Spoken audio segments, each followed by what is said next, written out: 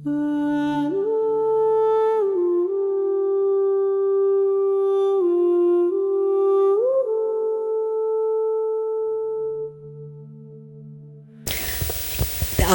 පිරුණු සුන්දර ප්‍රශංසා නමස්කාරයෙන් අප හදවත් ස්වාමින් වහන්සේගේ පාමුලට ගෙනා ජෙනිෆර් හා ඌෂා ඇතුළු නමස්කාර කණ්ඩායමට අපි ස්තුතිවන්ත වෙනවා.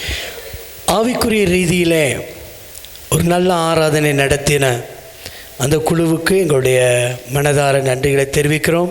என்னுடைய இருதயங்களை தேவன் பக்கமாய் திருப்பின ஜெனிஃபர் உஷா அவங்களுடைய பாடல் குழுவுக்கு எங்களுடைய இருதயத்தில் இருந்து நன்றிகளை தெரிவிக்கிறோம். අපි දැන් යොමු වන්නේ දෙවියන් වහන්සේගේ වචනය ඇසීමේ කාලයටයි. நாங்கள் செல்வது தேவனுடைய வார்த்தையை கேட்பதற்காக. දේව වචනය බෙදා දෙන පළවන කතික මහත්මිය හඳුන්වා දීමට ලැබීම මට ඉතාමත් ගෞරවයක්. முதலாவதாக பேச்சை நடத்துவதற்காக பேச்சாளரை அறிமுகப்படுத்துவது மிகவும் ஒரு கௌரவத்துக்குரியதாக இருக்கிறது. අපි ඔක්කොම දැක්කා අපි ආන්ටි සිල්වියා කියලා කියන්නේ සිල්වියා වීරසිංහ. අපි දැක්කා යාගේ පින්තූරේ ආන්ටි වසන්ති කතා කරනකොට. අපේ කතික මහත්මිය තමයි අපේ ශ්‍රී ලංකාවේ නිර්මාතෘ සභාපතිනිය වන සිල්වියා වීරසිංහ මැතිණියගේ මිනිබිරිය. நாங்கள் பார்த்தோம் புகைப்படத்தில் நாங்கள் பார்த்தோம் ஆண்டி சில்வியா அவர்களை அவர்களுடைய பேர பிள்ளையாகிய இன்றைய நாள் பேச்சாளர் அவர்களுடைய பேர பிள்ளையாக இருக்கிறார்கள். ඇය අපි සියලු දෙනා වගේම බිරිඳක් ළමුන් තිදෙනෙක්ගේ මවක්. அவர்கள் இலங்கை தேசத்தின் இயக்குனராக இருக்கிறார்கள். அவர்கள் 2 பிள்ளைகளுக்கு ஒரு நல்ல தாயாகவும் ஒரு நல்ல மனைவியாகவும் இருக்கிறார்கள். අවුරුදු 20කට අධික කාලයක් දේව සේවයේ යෙදී සිටින ඇය දැනට කිර්ලපන කල්වාරි ප්‍රධාන දේවස්ථානයේ දේවගතිතුමියක් ලෙස சேவை කරනවා. அவர்கள் கடந்த 20 வருட காலமாக கர்த்தருடைய பணியில் இருக்கிறார்கள். இப்பொழுது கிர்லப்பனையில் இருக்கிற கல்வாரி திருச்சபையில் பிரதான போதகராக பணியாற்றி கொண்டு இருக்கிறார்கள். මම ආරාධනා කරනවා ආයෂා අමරසේකර දේවගතිතුමියට අප සමග දේව වචනය බෙදා ගන්නා ලෙස. நாங்கள் மிகவும் அன்போடு கூட நாங்கள் வாழ்த்தி வரவேற்கிறோம் ஆயேஷா அபேகோன் அவர்களை தேவனுடைய வார்த்தையை பகிர்ந்து கொள்ளும்படியாக. මේ මොහොතේ මම අපි සෑම දෙනාගේම ඉල්ලා සිටිනවා අපගේ හදවත් නිශ්චල කර ස්වාමින් වහන්සේගේ කටහඬ ඇය තුලින් ඇසීමට සූදානම් වන්න කියලා. நாங்கள் யாவரிடத்திலும் கேட்டுக்கொள்கிறோம் உங்களுடைய இருதயங்களை அமைதிப்படுத்தி தேவன் நம்மளோடு கூட என்ன வார்த்தையை பேசுகிறாரோ அதற்கு உங்களுடைய இருதயங்களை திறக்கும்படியாக நான் கேட்டுக்கொள்கிறேன். සුබෝදෑසනක්. காலை வணக்கங்கள். මේ ආරාධනාවට ස්තුතියි. இந்த வரவேற்புக்காக நன்றி. මේ සේවය ග්ලෝ සේවය මගේ හදවතට ඉතා කිට්ටු සේවයක්. இந்த க்ளோ ஊழியமானது என்னுடைய இருதயத்துக்கு மிகவும் சமீபமான ஒரு ஊழியமாக இருக்கிறது. පොඩි කාලේ ඉඳන් මට මතකයි අපේ ග්ලෝ කාන්තාවන් ආච්චිගේ ගෙදරට ඇවිල්ලා निराහාරව යාඥා කරා මුළු දවසම සෙනසුරාදා දවසේ. எனக்கு சிறு வயதில் இருந்து ஒரு நல்ல ஞாபகம் இருக்கிறது. இந்த க்ளோ பெண்கள் என்னுடைய பாட்டி வீட்டில் சனிக்கிழமை தோறும் காலையிலிருந்து மாலை வரைக்கும் உபவாசித்து ஜெபித்தது எனக்கு ஞாபகத்தில் இருக்கிறது. මගේ ඇස් පිට මම දැක්කා என்னுடைய கண்களை நான் கண்டிருக்கிறேன். සාමාන්‍ය කාන්තාවන් சாதாரணமான பெண்கள் ශුද්ධාත්මයන්න් වහන්සේගේ බලයෙන් පිරුණම පරිවර්තන වුණ හැටි. பரிசுத்த ஆவியானவருடைய வல்லமையினால் நிரம்பின உடனே அவர்கள் மறுரூபமாக்கப்பட்டதை நான் பார்த்திருக்கிறேன். ඉතින් ඒ දේ මට ආදර්ශයක් වුණා. அது என்னுடைய வாழ்க்கைக்கு ஒரு உதாரணத்துவமாய் இருந்தது. පොඩි කාලේදී අපිට ඒ බලවත්කම ඔච්චර තේරුන්නේ නැහැ, බරපතලකමක් තේරුන්නේ නැහැ. அது சிறு வயதில் அதில் இருந்த பாரதூரம் என்னுடைய வாழ்க்கைக்கு தெரியவில்லை. හැබැයි දැන් හැරිලා බලනකොට ඇත්තටම මේ ලැබුණ ආදර්ශයට දෙවියන් වහන්සේට ස්තුති කරනවා. ஆனால் இப்போ நான் அதை திரும்பி பார்க்கும்போது தேவன் எனக்கு கொடுத்த அந்த சந்தர்ப்பத்துக்கு நான் தேவனை மகிமைப்படுத்துகிறேன். මම දන්නවා අද ඇවිල්ලා තියෙන හැම කෙනෙක්ම හැම කාන්තාවක්ම இன்றைய நாளில் நான் எனக்கு நன்றாய் அறிந்திருக்கிறேன். இன்றைய நாளில் வந்திருக்க எல்லா பெண்களும் අපි හිතනවා ඇති අපි හරි සාමාන්‍ය අය. நாங்கள் நினைக்கலாம் நாங்கள் சாதாரணமானவர்களாக, අපි ලොකු ලොකු පවුල් වලින් එන්නේ නැහැ. நாங்கள் பெரிய பெரிய குடும்ப பின்னணியிலிருந்து வரவில்லை, අපේ පවුල් ප්‍රසිද්ධ නැහැ. අපි ප්‍රසිද්ධ අය නෙමෙයි. நாங்கள் எங்கள் குடும்பங்கள் பிரபலமானது அல்ல, நாங்களோ பிரபலமானவர்கள் அல்ல. හැබැයි ශුද්ධාත්මයන්න් වහන්සේ ඇවිල්ලා අපේ හදවතට ඇතුළු වුණාම අපි පරිවර්තනය වෙනවා. ஆனால் හalleluya. பரிசுத்த ஆவியானவர் நம்முடைய இருதயத்துக்குள்ளாக வந்த பிறகு நாங்கள் மறுரூபமாக்கப்படுகிறோம். ශුද්ධාත්මයන්න් වහන්සේ අපිව පවිත්‍ර කරනවා. பரிசுத்த ஆவியானவர் நம்மளை சுத்திகரிக்கிறார், අපේ ජීවිතය වෙනස් කරනවා. நம்முடைய வாழ்க்கையை மாற்றுகிறார். එතකොට අපේ වෙනස් වූ ජීවිතයත් එක්ක අපිට පුළුවන් අනිත් අයව වෙනස් කරන්න. හalleluya. நம்மளுடைய வாழ்க்கை மாற்றத்தோடு கூட நம்மளுக்கு முடியும் மற்றவருடைய வாழ்க்கையை மாற்றுவதற்காக. අද අපි පළවෙනි සාමුවෙල් පළවෙනි දෙවනි පරිච්ඡේදවලට අපේ ඇස් යොමු කරන්න යනවා. நாங்கள் 1 சாமுவேல் 1 அதிகாரம் 2 அதிகாரத்துக்கு நேராக எங்களுடைய கண்களை திருப்பி கொள்ள போகிறோம். විශේෂයෙන්ම අපි පරණ ගිවිසුමේ අපි කතන්දර දිහා බලනකොට விசேஷமாக பழைய ஏற்பாடுல உள்ள கதைகளை நாங்கள் பார்க்கும்போது අපි ඇත්තටම ඒ පුද්ගලයන්ගේ ජීවිතය විතරක් නෙමෙයි අපිට ඉස්මතු වෙන්නේ එතන.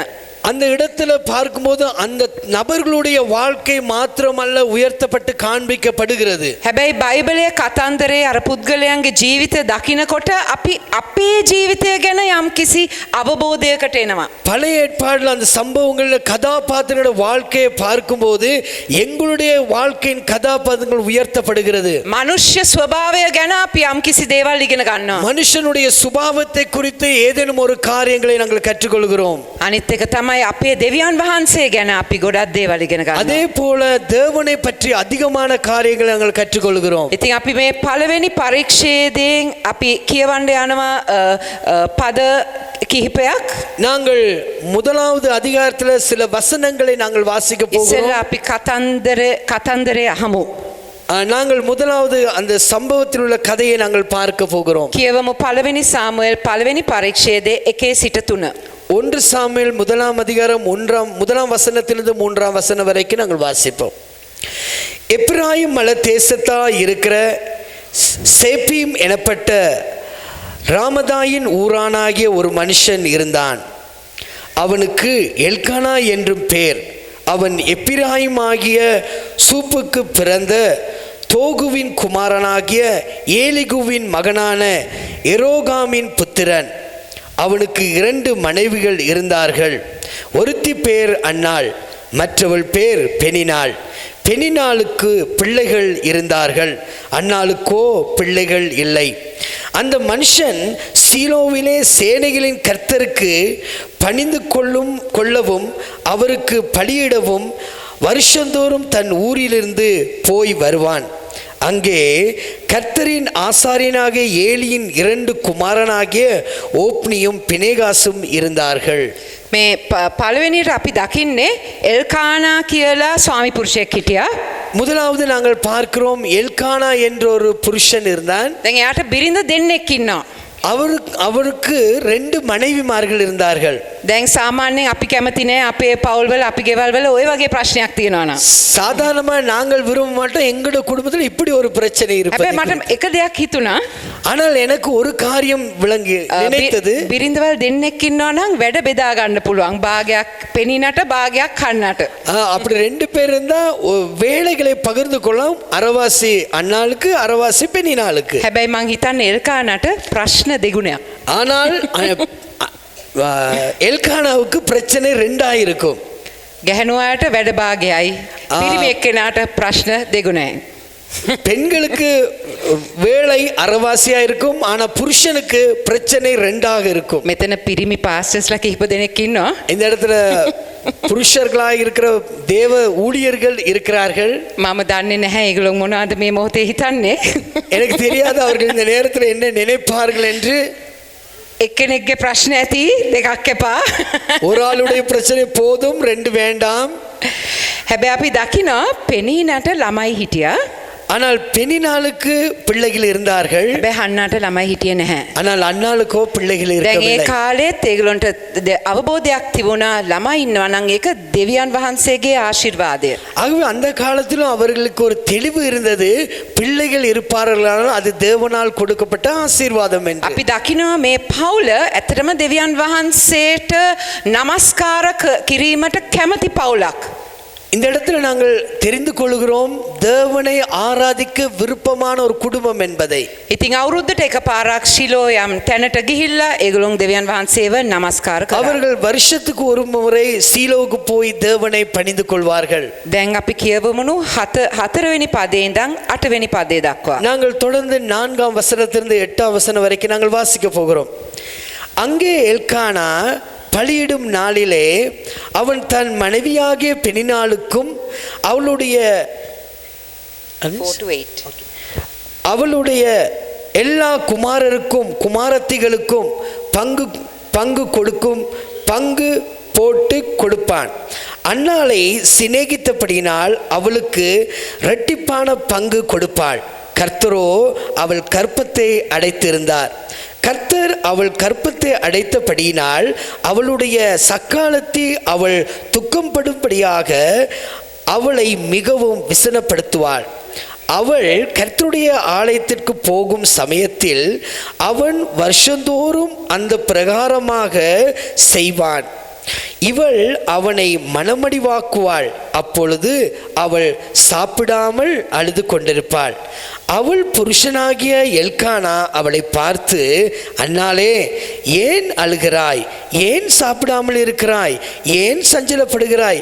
10 குமாரரை பார்க்கிலும் நான் உனக்கு அதிகமானவன் அல்லவா என்றான். දැන් අපි දකිනවා මේ නමස්කාරය මේ පූජාව කරනකොට එල්කානා එයාගේ බිරින්දටයි ඒ ළමයිට යම් කොටසක් බෙදලා දෙනවා. நாங்கள் இந்த இடத்துல ஆராதனைக்கு போகும்போது இந்த புருஷனாகிய எல்கானா அவனுடைய மனைவிக்கும் பிள்ளைகளுக்கும் ஒரு பகுதியை பிரித்து கொடுக்கிறதை பார்க்கிறோம். ඉතින් පෙනීනාගේ කොටසයි එයාගේ ළමයිගේ කොටසයි එයාට ලැබුණා. හන්නාට ළමයි නැති නිසා එල්කානා හන්නාට දෙගුණයක් දුන්නා. පුතෙක් ඉන්නවා වගේ ஹன்னாட்டத் கொட்டஸ் දෙකක් දුන්නා. இந்த இடத்துல பார்க்கிறோம் எல்கானா பெனினாளுக்கு பிள்ளைகள் இருந்தபடினால் பெனினாளுக்கும் அவருடைய பிள்ளைகளுக்கும் பகுதிகளை பிரித்து கொடுத்து பங்குகளை கொடுத்து அன்னாளுக்கு பிள்ளை இல்லாத போதிலும் அன்னாளுக்கு 2 பங்கை கொடுக்கிறாள். பிள்ளைகளை நினைவு கூர்ந்து கொடுக்கிறதை நாங்கள் பார்க்கிறோம். අපි දකිනවා පෙනීනා හන්නාට ගොඩක් අපහාස කරා එයාට ළමයි නැති නිසා. நாங்கள் இந்த இடத்துல பார்க்கிறோம் பெனினாள் அன்னாளை அதிகமாய் வேதனைப்படுத்தினால் விசனப்படுத்தினால் பிள்ளைகள் இல்லாததினால். ඒ අපහාස නිසා හන්නා දුක් වුණා, ඇඬුවා, කෑවේ නැහැ. அந்த நிந்தை நிமித்தமாய் அன்னாள் துக்கித்தாள், வேதனைப்பட்டாள், கண்ணீர் அடைந்தாள், அழுது கொண்டிருந்தாள், சாப்பிடாமல் இருக்கிறாள். නමුත් එල්කානා යාව සනසලා කිව්වා, පුත්තු 10 දිනකට වඩා මම හොඳ නැද්ද? මම ඔයාව හොඳට බලා ගන්නවා. ஆனாலும் எல்கானா அவளை ஆறுதல் படுத்துவதற்காக நான் 10 குமாரர்களை பார்க்க நான் உனக்கு போதுமானவன் அல்லவா என்று ஆறுதல் படுத்துகிறார். හැබැයි එතනදී හන්නා මොකුත් කියන්නේ නැහැ. නෑ මොකුත් කියන්නේ නැහැ. ඒක අහගෙන ඉන්නවා විතරයි. ஆனால் அந்த இடத்துல அன்னாள் அதை கேட்கிறாள், ஒன்றும் செய்யவில்லை, தெளிவாய் கேட்டுக்கொண்டு மாத்திரம் இருக்கிறாள். ඊළඟට කියවමු 9 වෙනි පදයෙන් ඉඳන් 11 වෙනි පදේ දක්වා. தொடர்ந்து நாங்கள் வாசிக்க போகிறோம் 9ஆம் வசனத்திலிருந்து 11ஆம் வசனம் வரைக்கும். சீலோவிலே அவர்கள் புசித்து குடித்த பின்பு அன்னாள் எழுந்திருந்தாள். ஆசாரியனாகிய ஏலி கர்த்தருடைய ஆலயத்தின் வாசல் நிலையண்டையிலே ஒரு ஆசனத்தின் மேல் உட்கார்ந்திருந்தான். அவள் போய் மனம் கசந்து மிகவும் அழுது கர்த்தரை நோக்கி விண்ணப்பம் பண்ணி, சேனைகளின் கர்த்தாவே தேவரீர் உம்முடைய அடியாளின் சிறுமையை கண்ணோக்கி பார்த்து உம்முடைய அடியாளை மறவாமல் நினைத்தருளி உமது அடியாளுக்கு ஒரு ஆண் பிள்ளையை கொடுத்தாள். அவன் உயிரோடு இருக்கும் சகல நாளும் நான் அவளை கர்த்தருக்கு ஒப்பு கொடுப்பேன். அவன் தலையின் மேல் சவரகன் கத்தி படுவதில்லை என்று ஒரு பொருத்தனை பண்ணினாள். දැන් හන්නා එයාගේ වේදනාව, එයාගේ දුක, එයාගේ කඳුළු එයා ඇවිල්ලා ස්වාමින් වහන්සේගේ පාද පාමුලේ ඒක උන් වහන්සේට කියනවා. அன்னாள் தன்னுடைய துக்கம், வேதனை எல்லாவற்றையும் தேவ சமூகத்தில் வந்து தேவனுடைய பாதத்தில் வந்து சொல்லுகிறதை பார்க்கிறோம். හනා කියනවා ඔබ වහන්සේ මට පුතෙක් දුන්නොත් මම නැවත ඒ පුතා ඔබ වහන්සේට පුද කරනෙමි. அன்னாள் சொல்கிறாள், நீர் எனக்கு ஒரு ஆண் பிள்ளையை கொடுப்பீர் என்றால் நான் மறுபடியும் அந்த மகனை தேவனுடைய சமூகத்துக்கு தேவனுக்கு கொடுத்து விடுவேன் என்று. දැන් හන්නා මෙහෙම යාඥා කරනකොට එයාගේ කටෙන් සද්දයක් පිටවුනේ නැහැ. හැබැයි එයාගේ තොල් දැන් හෙලවෙනවා, එයා අඬනවා, කතා කරනවා, යාඥා කරන නිසා. அன்னாள் இப்படி ஜெபிக்கும் போது வாயிலிருந்து ஒரு சத்தமும் வெளியே வரவில்லை. அவள் அழுகிறாள், அவளுடைய உதடுகள் மாத்திரம் அசைகிறது.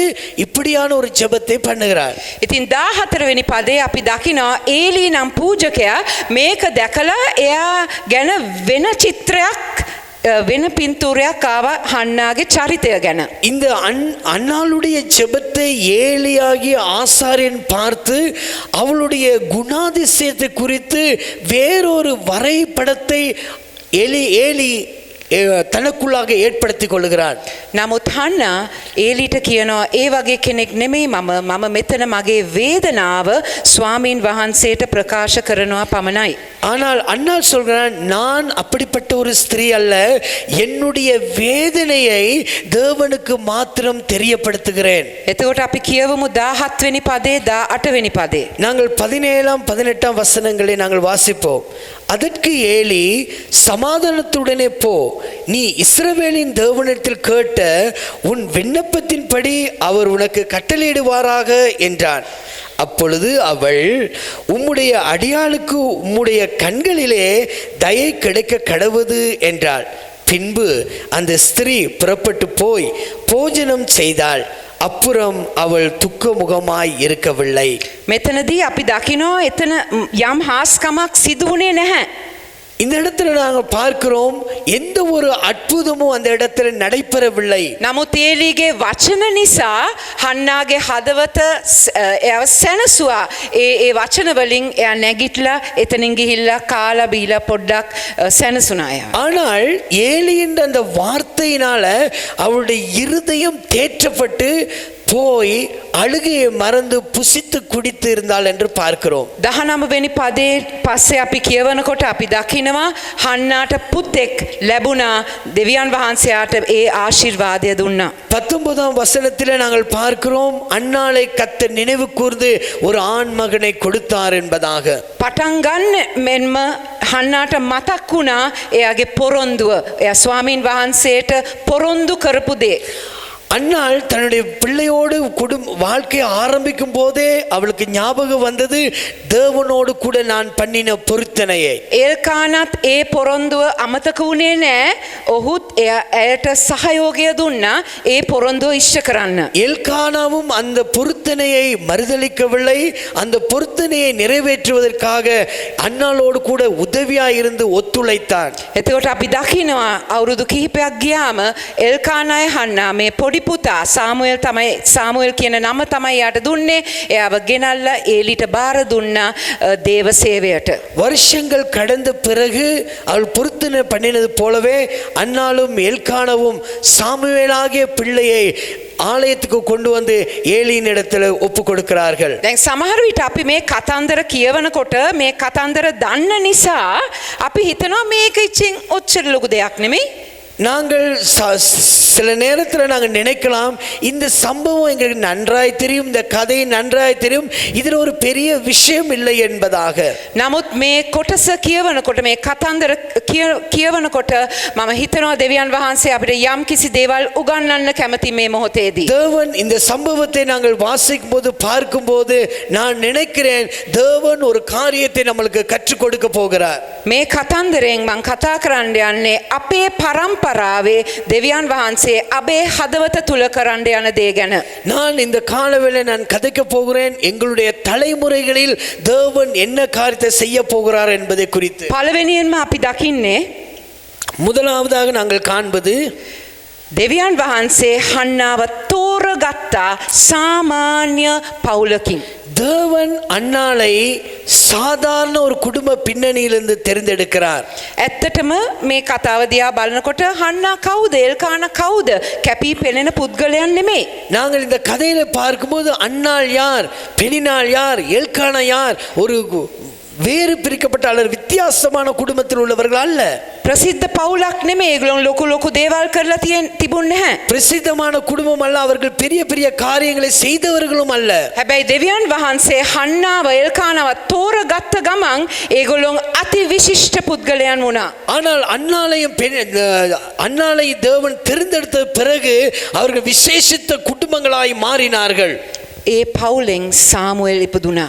அந்த குடும்பத்துல சாமுவேல் பிறந்தார். දැන් හන්නාගේ ජීවිතය ගත කරනකොට එයා දැනගෙන හිටියේ නෑ මම දැන් ප්‍රසිද්ධ කෙනෙක් වෙන්න යනවා.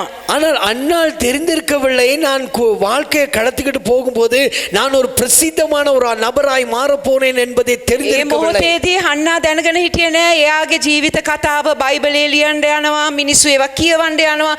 දහස් ගණන් අවුරුදු ගියාම මිනිස්සුන් හන්නා කවුද කියලා දැනගනී කියලා හන්නාට ඒ වගේ අවබෝධයක් තිබුණේ නැහැ. அன்னாளுக்கு ஒரு காரியம் தெரிந்திருக்கவில்லை.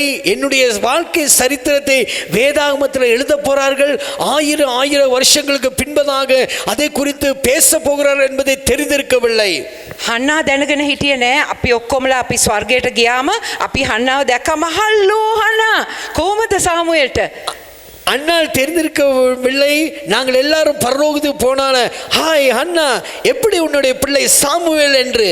හන්න බලේ ඕගලන් කවුද ඕගලන් කොහමද මගේ ජීවිත කතාව දන්නේ. அப்ப அண்ணாள் யோசிப்பா, நீங்களா யாரு, என்னுடைய வாழ்க்கை சரித்திரம் எப்படி உங்களுக்கு தெரியும் என்று யோசிக்க போகிறாள். හැබැයි අපි හැමෝම හන්නාගේ ජීවිත කතාව දන්නේ දෙවියන් වහන්සේ ඇව තෝරගත්ත නිසා. ஆனால் நாங்கள் யாவரும் அன்னாளுடைய வாழ்க்கை சரித்திர கதையை அறிந்திருக்கிறோம். ஏனென்றால் தேவன் அவளை தெரிந்தெடுத்ததினால. අද උදෑසන ස්වාමීන් වහන්සේ අපි හැම දෙනාම තෝරගන්නවා. இந்த காலை வேளையில தேவன் நம் யாவரையும் தெரிந்தெடுத்திருக்கிறார். ප්‍රසිද්ධ පවුල් නෑ අපිට. நாங்கள் பிரசித்தமான குடும்பங்கள் இல்லை, වැදගත් පසුබිම් නැතුව ඇති. கனத்துக்குரிய பின்னணி நம்மளுக்கு இல்லை. හැබැයි දෙවියන් වහන්සේ අපිව අපෙන් නමින් දන්නවා.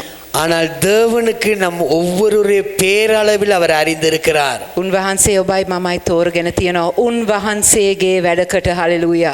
தேவன் உங்களை என்னை அவருடைய ஒரு வேலைக்காக தேர்ந்தெடுத்திருக்கிறார். ஹalleluya. ඒ මොහොතේදී හැනා දැනගත්තේ නැහැ එයාගේ ජීවිතයෙන් දෙවියන් වහන්සේ ඇත්තටම අතිවිශිෂ්ට දෙයක් කරන්න යනවා කියලා. அன்னால் உண்மையாகவே அறிந்திருக்கவில்லை, தேவன் அவளுடைய வாழ்க்கையில அதி விசேஷமான ஒரு காரியத்தை செய்ய போகிறார் என்பதை. හැබැයි දැන් අපිට හන්නාගේ ජීවිතය දිහා බලලා අපිට කියන්න පුළුවන් දෙවියන් වහන්සේ මගේ ජීවිතේ අති විශිෂ්ට දෙයක් කරන්න යනවා. ஹalleluya. ஆனால் அன்னாளுடைய வாழ்க்கை சரித்திரத்தை பார்க்கிற நம்முடைய வாழ்க்கையில நம்ம அறிந்து கொள்ளலாம், தேவன் என்னுடைய வாழ்க்கையில அதி விசேஷமான ஒரு காரியத்தை செய்ய போகிறார். ஹalleluya. නමුත් අපි දකිනවා මෙතන ஆனால் நாங்கள் இந்த இடத்துல அறிந்து பார்க்கிறோம், හන්නාට ලොකු ප්‍රශ්නයක් තිබුණා. அன்னாளுக்கு ஒரு மிகவும் பெரிதான ஒரு பிரச்சனை இருந்தது. මොකද්ද මේ ප්‍රශ්නේ? என்ன பிரச்சனை அவளுக்கு இருந்தது? හන්නාට ළමයි තිබුණේ නැහැ. அன்னாளுக்கோ குழந்தை இல்லாதவளாய் இருந்தாள். දැන් අපි දකිනවා හන්නාගේ පවුල ඇත්තටම දෙවියන් වහන්සේව නමස්කාර කරන පවුලක්. நம்ம அறிந்திருக்கிறோம், உண்மையாலுமே அன்னாளுடைய குடும்பம் தேவனை ஆராதிக்கிற ஒரு குடும்பம். හන්නාට ළමයි හිටියත් නැතත් ඒගොල්ලෝ පවුලක් හැටියට ශිලෝට ගිහිල්ලා එතන දෙවියන් වහන්සේට පූජාවක් කරා හැම අවුරුද්දෙම. அன்னாளுக்கு பிள்ளை இருந்தாலும் இல்லாவிட்டாலும் சீலோவுக்கு போய் தேவனை ஆராதித்து நாம் பணிந்து கொண்டதை நாங்கள் பார்க்கிறோம். එක පැත්තකින් මේ දෙවියන් වහන්සේට නමස්කාර කරන පවුලක්, අනිත් පැත්තෙන් සමහර දේවල් ඒගොල්ලොන්ට නැහැ. සමහර යාඥා ඉල්ලීම් දෙවියන් වහන්සේ ඉෂ්ට කරලා නැහැ. ஒரு புறம் பார்த்தால் இந்த குடும்பமானது தேவனை ஆராதிக்கிற குடும்பம், மறுபக்கம் பானா சில காரியங்கள் அவள் குடும்பத்தில் இல்லை. அதே போன்ற அவளுடைய ஜெப விண்ணங்களுக்கு கர்த்தர் பதில் கொடுக்காம இருந்தார். කාරණා දෙකක් අපිට මෙතන පේනවා. ரெண்டு காரியம் இந்த இடத்துல நாங்கள் பார்க்கலாம். දෙවියන් වහන්සේට නමස්කාර කරපු පවුලක් හැටියට ඒගොල්ලන්ට ප්‍රශ්න තිබුණා. தேவனை ஆராதிக்கிற குடும்பமாய் இருந்தாலும் அவர்களுடைய வாழ்க்கையில பிரச்சனை ஒன்று இருந்தது. සමහර විට අපි හිතනවා අපි දෙවියන් වහන්සේට නමස්කාර කරනවා නම් උන්වහන්සේට මුල් තැන දෙනවා නම් අපිට ප්‍රශ්න තියෙන්න බෑ. சில சமயங்களில் நாங்கள் நினைக்கிறோம், நாங்கள் தேவனை ஆராதிக்கிறோம், தேவனுக்கு முதலிடம் கொடுக்கிறோம், ஆனபடினால் எங்க குடும்பத்தில் பிரச்சனை இருக்க கூடாது.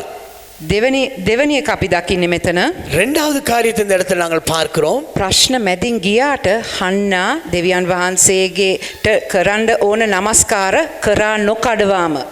அன்னாள் பிரச்சனை மத்தியில் அவள் கடந்து சென்றாலும் தேவனை பணிந்து கொள்ற காரியத்தில் இடைவிடாமல் அவரை பணிந்து கொண்டதை பார்க்கிறோம். අපි දෙවියන් වහන්සේට නමස්කාර කරන ගැහැණුවා ස්ත්‍රීන් කාන්තාවන් වෙන්න පුළුවන්. நம் சில நேரத்தில் நாங்கள் தேவனை துதித்து ஆராதிக்கிற பெண்களாய் ஸ்திரீகளாய் நாங்கள் இருக்கலாம். හැබැයි අපේ ජීවිතේ ප්‍රශ්න තියෙයි. ஆனாலும் நம்முடைய வாழ்க்கையில பிரச்சனைகள் இருக்கும். ඒකෙන් ගැලවෙන්න බෑ. சில நேரத்தில் அதில் விடுதலை ஆக முடியாது. ඒ වුණාට ඒ ප්‍රශ්න මැද්දේ අපිට පුළුවන් ද දෙවියන් වහන්සේට විශ්වාසවන්තව සේවය කරන්න නමස්කාරය කරන්න. ஆனாலும் அந்த பிரச்சனையின் நடுவிலும் தேவனை உண்மை உள்ளவர்களாய் நாங்கள் விசுவாசித்து ஆராதிக்க முடியும். මේ ළමයි නැති ප්‍රශ්නය විතරක් නෙමෙයි හන්නාට තිබුණේ. பிள்ளை இல்லாத பிரச்சனை மாத்திரமல்ல அன்னாளுக்கு இருந்தது. එයාට ඒ ප්‍රශ්න තිබුණ නිසා පෙනිනා එයාට ගොඩක් අපහාස කරා. அந்த பிரச்சனை இருந்ததுனால பெண்ணினால் அவளுக்கு ரொம்ப நிந்தையை கொடுத்தாள். එයාව සනසන්න නැතුව එයාගේ ප්‍රශ්නේ වැඩි කරා. அவளை தேற்றாமல் அவளுடைய பிரச்சனையை அதிகரித்தாள். අනිත් පැත්තෙන් අපිට ඉන්නවා එල්කාන මෙයාව සනසන්න හදනවා. மறுபுறத்தில் எல்கானா இருக்கிறா, எல்கானா தேற்றுவதற்கு பார்க்கிறாள். එතකොට ඒලියා ගැන වැරදි චිත්‍රයක් තියෙනවා. ஏலிக்கு அவளை குறித்தான தவறான ஒரு வரைபடம் இருக்கிறது. ප්‍රශ්න ගොඩයි.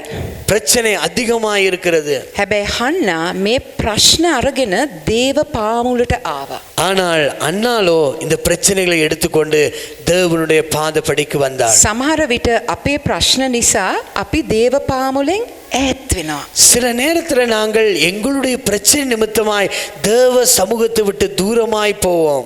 අපි දෙවියන් වහන්සේ එක්ක තිත්තකමක් ඇති වෙන්න පුළුවන්. சில சமயங்களில் நாங்கள் தேவனோடு கூட கசப்பு எங்க வாழ்க்கையில் ஏற்படலாம். අපි සමහර අවටින අයත් එක්කත් තිත්තකම් ඇති වෙනවා. சில நேரத்தில் நம்மளை சூழ இருக்கிற மக்களோடு நம்மளுக்கு கசப்பு வரலாம். අපි හිතනවා දෙවියන් වහන්සේ ඔබ වහන්සේ මට මේ දේ කරලා දීලා නැහැ.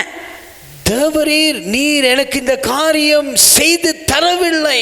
නමුත් අපි දකිනවා හන්නා ඒ ප්‍රශ්නත් අරගෙන දේව පාමුලට ආවා. ஆனாலும் நாங்கள் பார்க்கிறோம் இந்த இடத்துல அந்த பிரச்சனைகளை எடுத்துக்கொண்டு அன்னாள் தேவனுடைய பாதத்துக்கு வருகிறாள். දේව පාමුලට ඇවිල්ලා එයාගේ යාඥා ඉල්ලීමත් එක්ක දෙවියන් වහන්සේගේ මඟ පෙන්වීම අනුව යම් කිසි බරපතල පොරොන්දුවක් කරා දෙවියන් වහන්සේ. அன்னாள் தேவ சமூகத்துல வந்து அந்த ஜெப விண்ணப்பங்கள் கொடுப்பதை போலவே கொடுத்து கொண்டு இருக்கிற நேரத்தில் ஒரு பாரதூரமான ஒரு பொருத்தனையும் பண்ணுகிறாள். සමහර විට අපිට මොකක් හරි යාඥා ඉල්ලීමක් තියෙනවා නම් சில சமயங்களில் நம்முடைய வாழ்க்கையில ஏதேனும் ஒரு ஜெப குறிப்பு இருக்குமானால் අපි ඇවිල්ලා ඒක දෙවියන් වහන්සේට කියනවා. அதை தேவனுக்கு நாங்கள் சொல்லுவோம். හැබැයි අපි දන්නේ මේක දෙවියන් වහන්සේ කළ යුතුද නැද්ද? අපේ ඉල්ලීම අපේ හදවතේ තියෙන ආසාව අපි ප්‍රකාශ කරනවා විතරයි. சில சமயங்களில் இது தேவனுக்கு சொல்லணுமா கூடாதா என்று அறியாமல் இருந்தும் தேவனுக்கு ஒரு ஜெப குறிப்பை நாங்கள் கொடுக்கிறோம். නමුත් හන්නාට ඒ ඉල්ලීම විතරක් මදි. ඒකත් එක්ක යා පොරොන්දුවක් දෙවියන් වහන්සේත් එක්ක ගනුදෙනුවක් වගේ ඒ වගේ දෙයකට ඇතුල් වුණා. அன்னாளுக்கு ஜெப விண்ணப்பம் மாத்திரம் போதாமல் அவள் ஒரு பொருத்தனையும் அந்த ஜெபத்துக்கூடாக செய்கிறதை நாங்கள் பார்க்கிறோம். එයාගේ යාඥාව ආලේපලත් යාඥාවක්. அவளுடைய ஜெபமானது மிகவும் அபிஷேகம் நிறைந்த ஜெபமாயிருந்தது. දෙවියන් වහන්සේ මේ යාඥාවට පිළිතුරක් දුන්නා.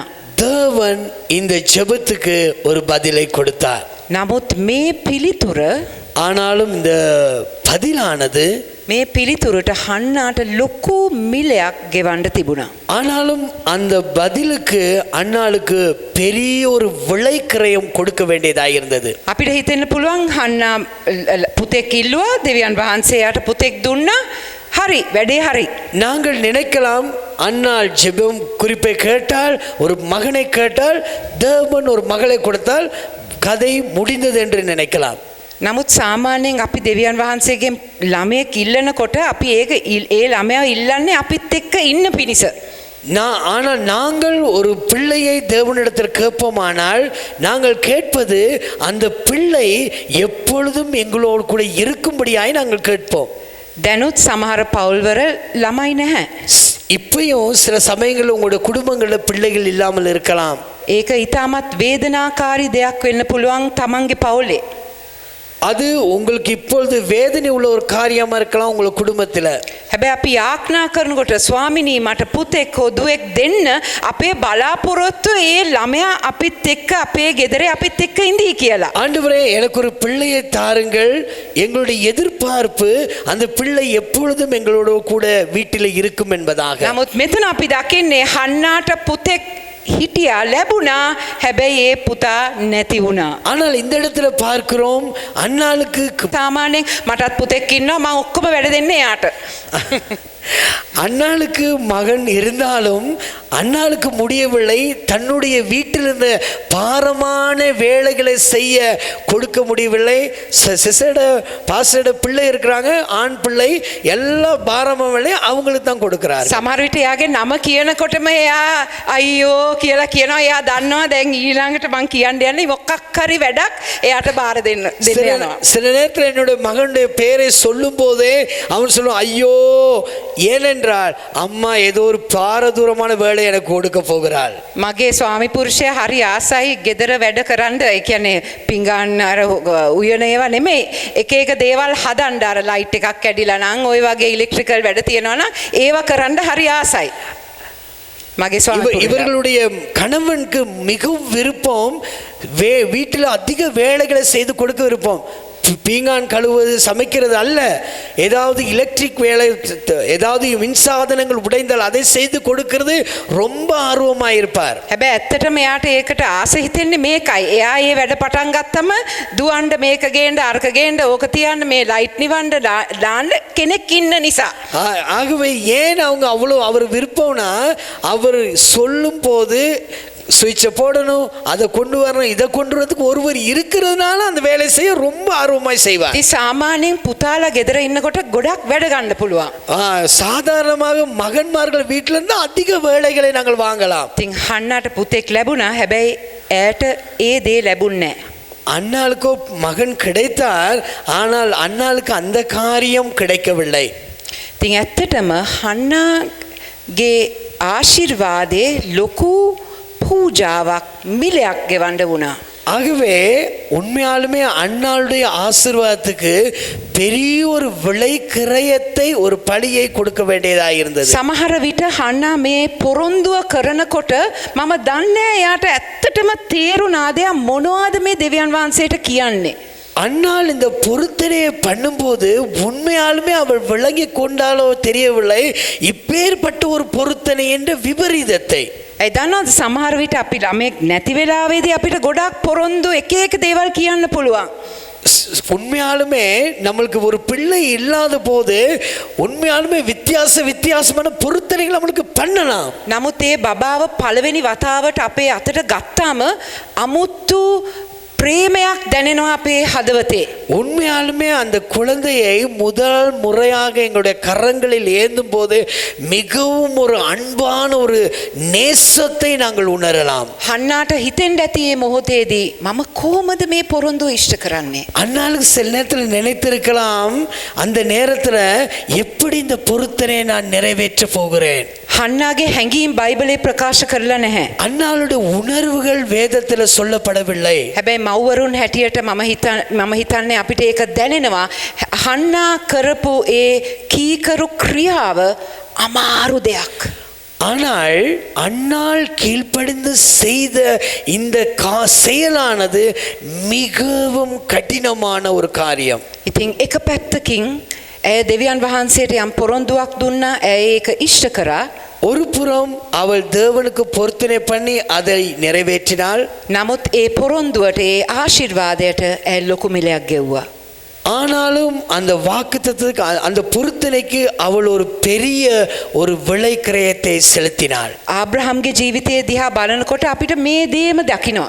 ஆபிரகாமுடைய வாழ்க்கையை பார்க்கும்போது இதே சம்பவத்தை நாங்கள் பார்க்கலாம். ආබ්‍රහම්ට පුතෙක් දීලා ඊට පස්සේ දෙවියන් වහන්සේ ආබ්‍රහම්ට කිව්වා ஈசாக்ව ගෙනල්ලා பூஜா කරන්න. ஆபிரகாமுக்கு தேவன் ஒரு குமாரனை கொடுத்து அதன் பிறகு தேவன் சொல்கிறார் இவளை கொண்டு வந்து பலி செலுத்தும்படியாக. ඒ තැනට ආබ්‍රහම් එයාගේ හදවතේ කීකරු වුණා.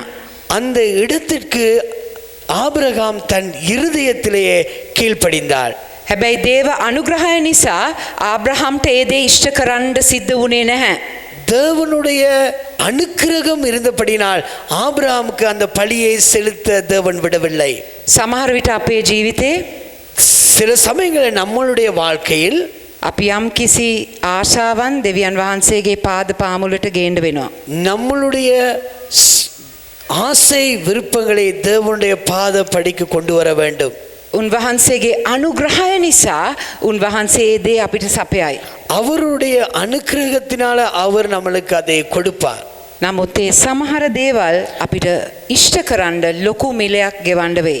சில காரியங்களை தேவன் நம்மளுக்கு செய்வதற்காக நாங்கள் பெரிய விளைக்கரைகளை கொடுக்கவே வேண்டும். ඒ දෙයට අපි ලෑස්තිද අපි සූදානම්ද? அந்த விளைக்கரைகளை செலுத்த நாங்கள் ஆயத்தமாய் இருக்கிறோமா? නැත්තම් අපි කැමතිද දෙවියන් වහන්සේට ඒ ඉල්ලීම විතරක් ගෙනත් දීලා එච්චරයි ස්වාමිනී මං වෙන දෙයක් පුද කරන්න කැමති නැහැ මට ආශිර්වාදය පමණක් දෙන්න. இல்ல ஆண்டவரே, என்னுடைய விண்ணப்பத்தை மாத்திரம் கொடுக்கிறேன், இப்படிப்பட்ட ஒரு பொருத்தனையை நான் செய்ய முடியாது, எனக்கு ஆசீர்வாதம் மாத்திரம் எனக்கு தாருங்கள் என்று இருக்கிறோமா? සමහර විට අපි දෙවියන් වහන්සේට කියනවා මට සේවය කරන්න අවස්ථාවක් දෙන්න. சில சமயங்களில் நாங்கள் சொல்லுகிறோம், தேவரீர் எனக்கு ஊழியம் செய்ய ஒரு சந்தர்ப்பத்தை தாருங்கள். මට මේ තැනේ අර ඒ තැනේ දොරටුවක් කරලා දෙන්න ස්වාමිනී. தேவரீர் அந்த இடத்துல இந்த இடத்துல எனக்கு ஒரு வாசலை திறந்து தாருங்கள். මට මේ දේ කරන්න ආසයි. இந்த காரியத்தை செய்ய நான் விருப்பமாய் இருக்கிறேன். මට මේ දේ ලැබෙන්න ආසයි. எனக்கு இந்த காரியத்தை பெற்றுக்கொள்வதற்கு நான் ஆசையாய் இருக்கிறேன். හැබැයි උන්වහන්සේ දේ අපිට දෙනවා, ඒ දොර අරිනවා, ඒ අවස්ථාව අපිට ලැබිලා දෙනවා. தேவன் அந்த காரியத்தை செய்கிறார், வாசல்களை திறக்கிறார், அந்த சந்தர்ப்பத்தை ஏற்படுத்தி கொடுக்கிறார். හැබැයි එතනදී අපිට යම් මිලයක් ගෙවන්න වෙයි. அந்த சந்தர்ப்பத்தில் நாங்கள் ஒரு குறித்த விளைக்கரைத்தை செலுத்த வேண்டியதாக இருக்கும். සමහර විට මේ මිලය මුදල් පැත්තෙන් අපිට යම් කිසි පරිත්‍යාගයක් කරන්න වෙනවා. சில சமயங்களில் இந்த விளைக்கரைமானது பணத்தின் அடிப்படையில் ஒரு தொகையை நாங்கள் செலுத்த வேண்டியதாக இருக்கும். සමහර විට මේ මිලය අපේ කාලය, අපේ වෑයම, අපේ ශ්‍රමය අපි දෙවියන් වහන්සේට පුද කරන්න වෙනවා. சில நேரத்தில் நம்முடைய சிரமத்தை, நம்முடைய முயற்சிகளை, நம்முடைய நேரத்தை தேவனுக்கு கொடுக்க வேண்டியதாக இருக்கும். සමහර විට අපිට ලැජ්ජාව දරා ගන්න වෙනවා, අපහාසය දරා ගන්න වෙනවා. අනුන් අපිව චෝදනා කරන්නත් පුළුවන් ඒ මොහොතේදී. ඒක දරාගෙන ඒක තමයි අපේ මිලය. சில சமயங்களில் மற்றவர்கள் நம்மளை நிந்திக்கும் போது, நிந்தையான வார்த்தைகளை பேசும்போது வெட்கங்களை, அவமானங்களை, நிந்தைகளை சகிக்க வேண்டியதாக இருக்கும். இதுவே சில விளைக்கரையமாய் இருக்கும். ඉතින් අපි අපගෙන්ම ප්‍රශ්නයක් අහන්න ඕනේ මේ උදෑසන. இந்த காலவெளியில் நாம் நம்மிடமே ஒரு கேள்வியை கேட்க வேண்டும். මම බලාපොරොත්තු වෙන හැම ආශිර්වාදයට මම කැමතිද යම් කිසි මිලයක් ගෙවන්න. நான் தேவனிடத்தில் எதிர்பார்க்கும் சகல ஆசீர்வாதங்களுக்கும் நான் விருப்பமா ஒரு விளைக்கரையத்தை கொடுப்பதற்கு. උන්වහන්සේ මගෙන් මොනා බලාපොරොත්තු වේද මම දන්නේ නැහැ. அவர் என்னிடத்தில் என்னத்தை எதிர்பார்ப்பாரோ என்று நான் அறியவில்லை. இதற்கு பின்பதாக මේ පොඩි ළමයාව බාර දීලා යනකොට මොන වගේ හැඟීම්ද හන්නට මේ මොහොතේ තිබුණේ කියලා මට ඇත්තටම තේරෙන්නේ නැහැ. இந்த சிறு குழந்தையை ஏலினதை ஒப்பு கொடுத்துட்டு மறுபடியும் வீடு திரும்பும்போது அன்னாடு இருதயத்துல எப்படிப்பட்ட உணர்வுகள் இருந்திருக்கும் என்று எனக்கு அறிய முடியவில்லை. සමහර අම්මලා ඉස්කෝලේ පළවෙනි දවසේ ළමයාව ඉස්කෝලේට ගෙනල්ලා එයාව බාර දීලා ගෙදර යනවා. ආයි එන්නේ 12ට ඒ ළමයාව ගන්න. හැබැයි ඒ පළවෙනි දවස අම්මා තමයි අඬන්නේ. முதலாவது சில தாய்மார்கள் தன்னுடைய மகனை முதல் தரமாய் பாடசாலைக்கு போடும்போது கொண்டு வந்து அதிகாலையில் விட்டுட்டு 12 மணிக்கு வருவார்கள். ஆனால் எடுக்கும் போது அவள் எடுக்க வருவதற்கு முன்பதாக பிள்ளைகள்லாம் அழுவது தாயாரே அழுது கொண்டிருப்பார்கள். பிள்ளை ஒரு புதிய காரியமா இருக்கப்பட சந்தோஷத்தோடு பாடசாலைக்கு போவாள். ஆனால் அம்மா வீட்டுக்கு வரும்போது பெரிய ஒரு வெறுமையை வீட்டிலே பார்ப்பாள். අපිට ওই පැය 3-4කට හිස්කමක් දැනෙනවා හිතන්න හන්නාගේ සිටුේෂන් එක. அந்த 2 அல்லது 1-2 மணித்தியாலத்துக்கு பெரிய ஒரு வெறுமை தெரியுமானால் நினைத்து பாருங்கள், அன்னாளுடைய வாழ்க்கையில் எப்படிப்பட்ட ஒரு வெறுமையை உணர்ந்திருப்பாள். ඒ වාතාවරණයෙන් තමයි හන්නා මේ වගේ ප්‍රීතිමත් ගීතිකාවක් ගායනා කරේ. அந்த சூழ்நிலையில தான் அன்னாள் இப்படிப்பட்ட ஒரு மகிழ்ச்சியான ஒரு பாடலை தேவனுக்கு பாடுகிறாள். සාමුවෙල්ව ඒලිට බාර දීලා ඊට පස්සේ දෙවියන් වහන්සේට කියනවා මගේ හදවත ඔබ වහන්සේ තුල ප්‍රීතිමත් වෙනවා. அன்னாள் சாமுவேலை ஆசாரியன் கரத்துல கொடுத்து விட்டுதான் என்னுடைய இருதயம் கர்த்தருக்குள் கெம்பீரித்து மகிழ்கிறது என்று பாடுகிறாள். මේ කතන්දර පටන් ගන්නකොට හන්නා හිටියේ දුකෙන්, හන්නා හිටියේ තිත්තකමෙන්. அன்னாள் இந்த சம்பவம் ஆரம்பிக்கும் போது அன்னாள் இருந்தது துக்கத்தோடு உள்ளத்துல கசப்போடு இருந்தாள். හැබැයි දැන් දෙවියන් වහන්සේ ආගේ සම්පූර්ණ ස්වභාවය පරිවර්තනය කරලා ඇය දැන් ප්‍රීතිමත් කාන්තාවක්. இப்போ தேவன் அன்னாளுடைய குணாதிசயத்தை முழுமையாய் மாற்றி ஒரு மறுரூபமாக்கப்பட்ட ஒரு சந்தோஷமான ஒரு வாழ்க்கையை கர்த்தர் அன்னாளுக்கு கொடுத்தார். ඇත්තටම යාගේ වාතාවරණය දැක්කොත් ඇත්තටම දුක් වෙන්න ඕනේ. දැන් පුතා ලැබුණා එයා නැහැ. உண்மையாலுமே அன்னாளுடைய சூழ்நிலையை பார்த்தோமானால் எல்லாமே கவலையா இருக்கணும். ஏன் பிள்ளை கிடைத்தது, இப்ப பிள்ளை தன்னிடம் இல்லை. හැබැයි හනා ප්‍රීතිමත් වෙන්න මම හිතන හැටියට කාරණා දෙකක් අඩු ගානේ තියෙන්න ඇති. அன்னாள் சந்தோஷப்படுவதற்கு குறைந்தபட்சம் 2 காரியங்கள் இருந்திருக்கலாம். පළවෙනි එක තමයි හනා දෙවියන් වහන්සේට කරපු පොරොන්දුව හන්නා ඉෂ්ට කරා. முதலாவது කීකරු හදවතක් තිබුණා. முதலாவது காரியம், அன்னாள் தேவனுக்கு பண்ணின பொருத்தனை நிறைவேற்றினாள், தேவனுக்கு கீழ்ப்படிந்தாள். දෙවියන් වහන්සේට කීකරු වෙනක සමහර විට අපිට හරි අමාරුයි. சில சமயங்களில் தேவனுக்கு கீழ்ப்படிது ரொம்ப கடினமாக இருக்கலாம். නමුත් ඒ කීකරු කමේ හදවතක් තියෙනවා නම් අපිට ප්‍රීති වෙන්න පුළුවන් උන්වහන්සේ තුල. நாம் தேவனுக்கு கீழ்ப்படிகிற இருதயம் இருக்குமானால் தேவனுக்குள் நாங்கள் சந்தோஷப்படலாம். දෙවැනියට හන්නා ප්‍රීති වෙන්න දෙවැනි කාරණාව තමයි හන්නාට තේරුණා සාමුවෙල් දෙවියන් වහන්සේගේ සේවයට කැප කරලා තියෙනවා කියලා. இரண்டாவது காரியம், அன்னாள் சந்தோஷப்படுவதற்கான காரணம், அன்னாள் புரிந்து கொண்டாள் சாமுவேல் தேவனுக்காக ஊழியம் செய்ய வேண்டும் என்பதை. හන්නාට තේරුණා එයාට ලැබුණේ පුතා ඒ ආශිර්වාදය එයාට පමණක් අයිති නෑ. ඇත්තටම මේ පුතා දෙවියන් වහන්සේට අයිති. උන්වහන්සේගේ අරමුණට තමයි එයාගේ ජීවිතය කැප කරලා තියෙන්නේ. அன்னாள் மிகவும் தெளிவாய் உணர்ந்து கொண்டாள், சாமுவேல் எனக்குரியவன் மாத்திரமல்ல, தேவனுக்காக ஊழிய செய்ய வேண்டிய ஒரு மனுஷன் என்பதை அறிந்து உணர்ந்து கொண்டாள். හනා මේ පුද කිරීම මේ පූජාව කරාට පස්සේ තමයි அன்னாள் இந்த அர்ப்பணத்தை, இந்த பலியை செலுத்த பின்புதான் අපි දකින්නේ ඒලි හනාට යම් ආශිර්වාදයක් ප්‍රකාශනයක් කරනවා දෙවනි පරීක්ෂේදේ 20 වෙනි පදේ 21 වෙනි පදේ. இதன் பிறகுதான் நாங்கள் பார்க்கிறோம், ஏலி அன்னாளை ஆசீர்வாத வார்த்தையினால ஆசீர்வதிக்கிறார். 1 சாமுவேல் 2ஆம் அதிகாரம் 20-21. අපි කියවමු 20-21. ஏலி எல்கானாவையும் அவன் மனைவியையும் ஆசீர்வதித்து, இந்த ஸ்திரீ கர்த்தருக்கென்று ஒப்பு கொடுப்பதற்கு பதிலாக கர்த்தர் உனக்கு அவளாலே சந்தானம் கட்டளையிடுவாராக என்றான். அவர்கள் தங்கள் ஸ்தானத்திற்கு திரும்பி போய்விட்டார்கள். அப்படியே கர்த்தர் அன்னாளை கடாட்சித்தார். அவள் கற்பந்தரித்து 3 குமாரரையும் 2 குமாரத்திகளையும் பெற்றாள். சாமுவேல் என்னும் பிள்ளையாண்டான் கர்த்தருடைய சந்நிதியிலே வளர்ந்தான். දැන් හන්නා දෙවියන් වහන්සේ එක්ක අර ගනුදෙනුවකට වගේ ගියානේ ආගේ යාඥාවේ ඉස්සෙල්ලා යාඥාවේ. இப்போ அன்னாள் அவளுடைய ஆரம்ப ஜெபத்துல கொடுக்கல் வாங்கல் போல ஒரு காரியத்துக்குள்ளா கடந்து சென்றாள் அல்லவா? ඉතින් මම හන්නා නම් මම කරන්නේ මේකයි.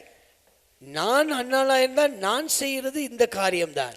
පුතාව බාර දෙන්න ඉස්සෙල්ලා මම දෙවියන් වහන්සේට කියනවා හරි මම සාමුවෙල්ව බාර දෙනවා හැබැයි මට තව ළමයි දෙන්නෙක් 3 දෙනෙක් දෙන්න ස්වාමීනි. நான் ஆண்டவரே, நான் சொன்னது போல மகனையும் உம்முக்கு தருகிறேன். தருவதற்கு முன்பதாக எனக்கு 2-3 பிள்ளைகளை கொடுத்துருங்க.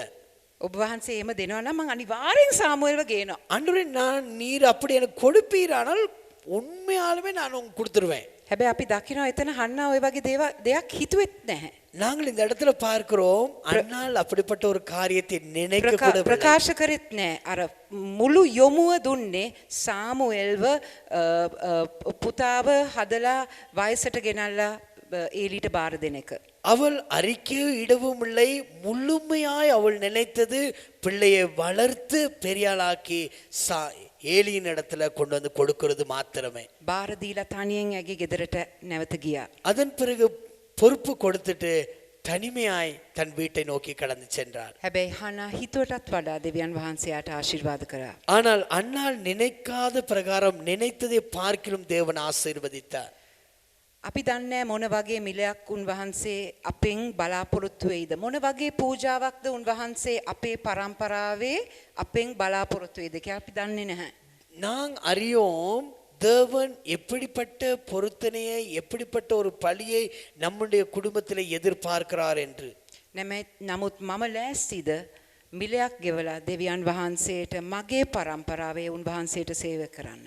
நாங்கள் விருப்பமாக இருக்கிறோமா?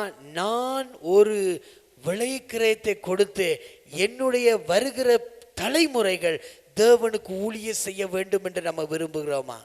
අපි මොහොතක් ඇස් වසා අපි දෙවියන් වහන්සේගේ පාද පාමුලේ අපේ හදවත් විමසමු. நாங்கள் ஒரு விஷய தலையை தாழ்த்தி கண்களை மூடி தேவ சமூகத்தில் நம்மளை விமர்சித்து பார்ப்போம். අපි විනාඩියට දෙවියන් වහන්සේට ස්තුති කරමු උන්වහන්සේ අපව තෝරාගෙන තියෙන නිසා. நாங்கள் ஒரு நிமிஷம் தேவனுக்கு நன்றி செலுத்துவோம், தேவன் நம்மை தெரிந்து கொண்டபடியினால். මොන හේතුවක් නිසාද ඔබ අද ආවේ මේ ස්ථානයට? என்ன காரணத்தோடு அல்லது நோக்கத்தோடு இந்த இடத்துக்கு நீங்க வந்தீங்க? සමහර විටව දන්නේ නැතුව ඇති ඇයි මම මෙතනට ආවේ. சில நேரத்துல நீங்க அறியாமல் இருக்கலாம் நான் ஏன் இந்த இடத்துக்கு வந்தேன். හැබැයි මං කියන්න කැමතියි ඔබ ආවේ දෙවියන් වහන්සේ ඔබව තෝරාගෙන නිසා. හalleluya. நான் சொல்ல விருப்பம் நீங்க வந்தது தேவன் உங்களை தெரிந்தெடுத்ததனால. ஹalleluya. ඔබ මේ ස්ථානයේ ඉන්නකොට ඇති ගොඩක් ප්‍රශ්න ඇති. இந்த இடத்துல நீங்க அமர்ந்திருக்கும் போது உங்களுக்கு அதிக பிரச்சனைகள் இருக்கலாம். ප්‍රශ්න නැති කෙනෙක් නැහැ ඇත්තටම මේ ලෝකේ. பிரச்சனை இல்லாத ஒரு நபர் இந்த உலகத்துல இல்லை. සමහර විට අපේ ප්‍රශ්න නිසා අපි දෙවියන් වහන්සේගෙන් ඈත් වෙනවා. சில நேரத்தில் நம்முடைய பிரச்சனை நிமித்தமா நாங்க தேவனை விட்டு தூரமா போயிருப்போம். නමුත් හන්නා වගේ අපේ ප්‍රශ්න රැගෙන අපි උන්වහන්සේගේ පාද පාමුලට එමු මේ මොහොතේදී. ஆனால் நானும் நீங்களும் அன்னாளை போல பிரச்சனைகளை சுமந்து கொண்டவர்களாய் தேவனுடைய பாதப்படிக்கு வருவோம். අපි උන්වහන්සේට කියමු මෙන්න මගේ ප්‍රශ්නේ ස්වාමිනී. ஆண்டவருக்கு நாங்க சொல்லுவோம், இதோ ஆண்டவரே என்னுடைய பிரச்சனை, මෙන්න මගේ ආසාව ස්වාමිනී. ஆண்டவரே இதோ என்னுடைய ஆசை, ඔබ වහන්සේ මගේ ජීවිතේ කරන්න ඕන දේ ඔබ වහන්සේ කරන්න. இயேசுவே என்னுடைய வாழ்க்கையில் நீங்க செய்ய வேண்டியதை நீங்க செய்யுங்க ஆண்டவரே. යාඥාවේදී මට මඟ පෙන්වන්න. ஜெபத்தில் என்ன ஜெபத்தின் மூலமா என்னை வழி நடத்துங்க. මට විතරක් කැමති දේ ප්‍රකාශ කරන්න නැතෝ ඔබ වහන්සේ මගේ ජීවිතේ කරන්න ඕන දේ ගැන මට යාඥාවක් දෙන්න ස්වාමිනී. ஆண்டவரே என்னுடைய விருப்பம் மாத்திரம் அல்ல ஆண்டவரே, நீர் என்னுடைய வாழ்க்கையில எதை செய்ய வேண்டும் எதிர்பார்க்கிறோ அதையும் என் வாழ்க்கையில ஜெபமாய் தாரும் ஆண்டவரே. දෙවියන් වහන්සේ අපිව ආශිර්වාද කරනකොට අපිට අවස්ථා දෙනකොට අපිට දොරටු අරිනකොට අපි ලෑස්තිද අපේ මුළු ජීවිතය පුද පූජාවක් කරන්න උන්වහන්සේට. தேவன் நம்மளை ஆசீர்வதித்து நம்மளை வழிகளை திறக்கும் போது நம்மளை சந்தர்ப்பங்களை கொடுக்கும் போது நம்ம ஆயத்தமா இருக்கிறோமா நம்மளுடைய வாழ்க்கையில ஒரு பலியை அவருக்கு செலுத்துவதற்கு? නැත්තම් අපිට කැමතිද ඒ ආශිර්වාදය බදාගෙන අපේ කොනේ ඉන්න? அல்லது நம்மளுக்கு விருப்பமா அந்த ஆசீர்வாதத்தை நான் அரவணைத்து கட்டிப்பிடித்துக் கொண்டு ஒரு மூளைக்காகி இருப்பதற்கு? මොන වගේ මිලයක්ද උන්වහන්සේ ඔබෙන් බලාපොරොත්තු වෙන්නේ අද? எப்படிப்பட்ட ஒரு விளைக்கிரயத்தை தேவன் உங்களிடத்துல எதிர்பார்த்து கொண்டிருக்கிறார்? සමහර විට ඔබගේ කාලය, சில நேரத்தில் உங்களுடைய நேரமா இருக்கலாம், සමහර විට ඔබගේ මුදල් දීමනාවක්, சில நேரத்துல பணம் ஒரு கொடுப்பனவா இருக்கலாம், සමහර විට ඔබගේ ශ්‍රමය, சில நேரத்தில் உங்களுடைய சரீர உழைப்பா இருக்கலாம், සමහර විට අනුන් ඔබව අපහාස කරන විට ඒකේ දරාගෙන යන්න එවැනි මිලක් බලාපොරොත්තු වෙන්න පුළුවන්. சில சமயங்கள்ல மற்றவர்களை நிந்தித்து அவமானப்படுத்தும் போது அதை தாங்கிக் கொண்டு முன்னோக்கி செல்லுகிற ஒரு விளைக்கிரயமா இருக்கலாம். ඒ දෙයට ඒ හැම දෙයට අපි ලෑස්තිද මේ මොහොතේ? அது எல்லாவற்றுக்கும் நீங்கள் ஆயத்தமாய் இருக்கிறீர்கள். හalleluya. අපි මොහොතකට අපේ අත් ඔසවමු. අපි දෙවියන් වහන්සේට අත් ඔසවමු. ஒரு விஷயம் நம்ம கரங்களை தேவனுக்கு நேராக உயர்த்துவோம். කියන්න ස්වාමිනී, சொல்லுங்க, பிதாவே මම මගේ ජීවිතය ඔබ වහන්සේට පුද කරනවා මේ මොහොතේදී. என்னுடைய வாழ்க்கையை நான் உமக்கு මම அர்ப்பணிக்கிறேன். ලෑස්ති ස්වාමිනේ. நான் ஆயத்தமாய் இருக்கிறேன் ஆண்டவரே. ඕනෑම මිලයක් ගෙවන්න මම ලෑස්ති. வேணுங்கிற விலை கரைத்து செலுத்த நான் ஆயத்தமாய் இருக்கிறேன். අමාරු කාල මැදින් යන්න මම ලෑස්ති. நான் கடினமான ஒரு கால பகுதியில போக நான் ஆயத்தமாய் இருக்கிறேன். ඕන දෙයක් ඔබ වහන්සේට කරන්න මම ලෑස්ති. හalleluya. எதையும் தேவனுக்காக செய்வதற்கு நான் ஆயத்தமாய் இருக்கிறேன். මගේ සම්පූර්ණ ජීවිතය මම ඔබ වහන්සේට බාර දෙනවා මේ என்னுடைய මොහොතේදී. முழு வாழ்க்கையை உமக்காக நான் அர்ப்பணிக்கிறேன். එවැනි හදවතේ මොන ප්‍රශ්න තිබුණත් මට පොරොන්දුවක් දෙන්න පුළුවන්.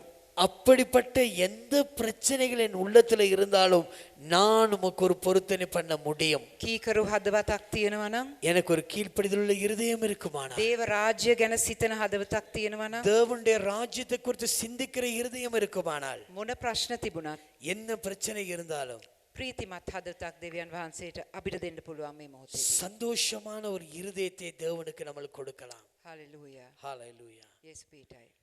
தேவன் உங்களை ஆசீர்வதிப்பாராக.